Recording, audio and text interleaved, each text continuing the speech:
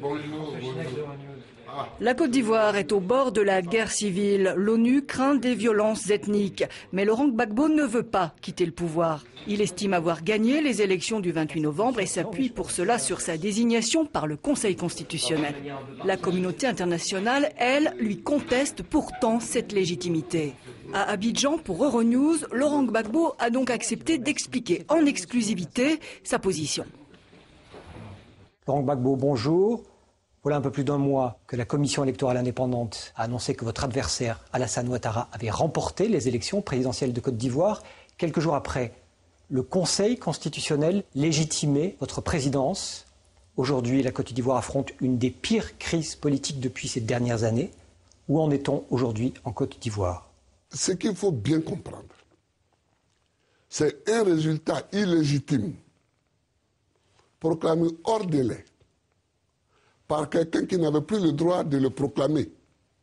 C'est là-dessus que tout l'Occident se braque, alors que, quand le Conseil constitutionnel finit de délibérer,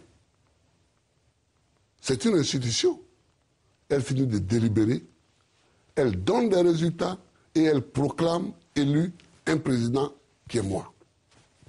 Ils ne veulent pas en entendre parler. Ce n'est plus du droit. Là, ce n'est plus du droit. C'est la volonté des puissants d'imposer quelqu'un. Je ne suis pas d'accord. L'Union européenne conteste votre légitimité. L'Union européenne, elle suit la France. Dans les relations entre les grandes puissances aujourd'hui, chacun a sa zone d'influence. Et quand il s'agit des pays francophones d'Afrique noire, quand la France parle, tous les autres suivent. Elle s'ingère, mais de la plus mauvaise manière. Toutes les résolutions qui ont lieu sur la Côte d'Ivoire à l'ONU, c'est la France qui écrit le draft.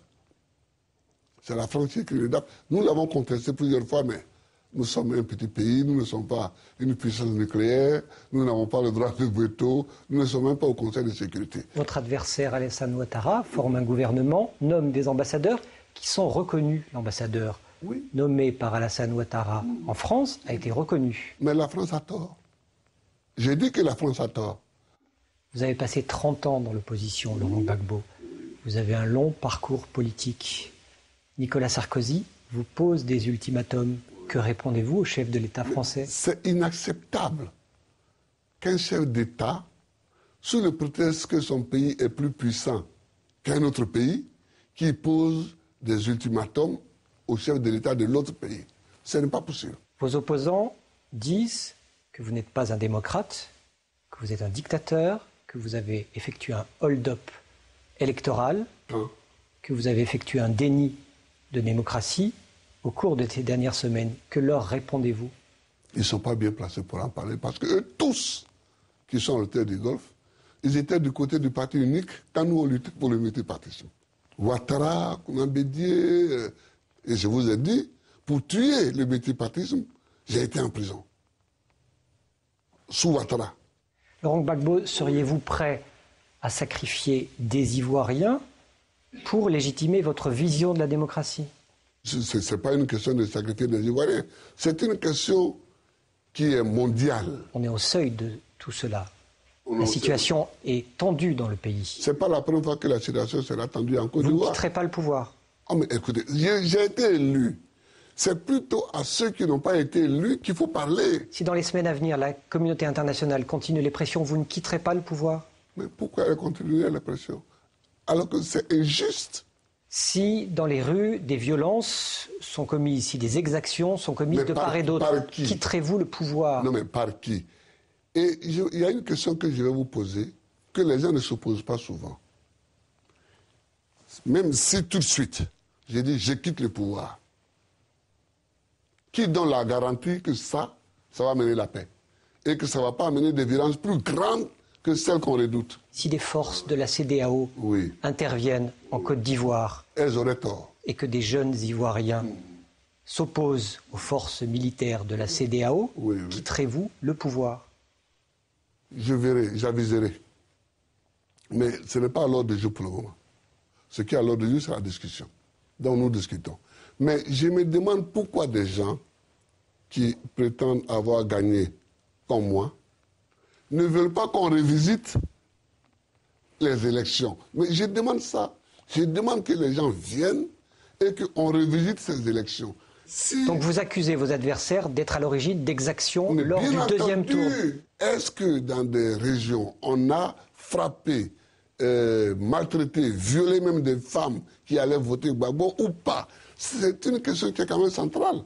Et quand la représentante des droits de l'homme à l'ONU vous stigmatise et vous pointe du doigt, que répondez-vous? Ah oui, ça c'est un autre problème. Ça c'est un autre problème auquel je veux bien répondre à long et à large. Aujourd'hui, quel est le problème en Côte d'Ivoire? C'est-à-dire que des élections ont eu lieu. Le problème est de savoir qui les a gagnées.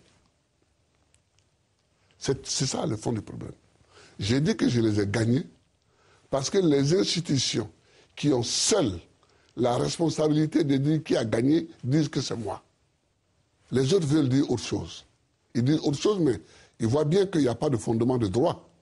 Alors, comme toujours dans ces cas, quand ils n'ont plus d'arguments sur le fond de la question, c'est-à-dire qui a gagné les élections, ils brandissent, ils font un glissement et ils brandissent les droits de l'homme. Je vais vous dire, en 2000, quand j'ai été élu, c'était exactement le même scénario.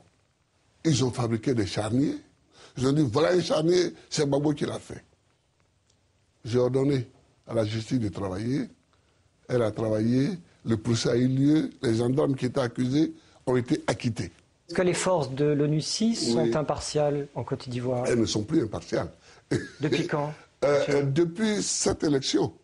Parce que nous, on les a considérées comme forces impartiales depuis, disons, depuis 2003-2004, quoi. Dès l'instant où leur chef... Qui vous met directement en cause? Oui, que moi je remets directement en cause. Moi je mets directement en cause. Moi je pense que les gens de l'ONU, il faut qu'ils soient plus sages.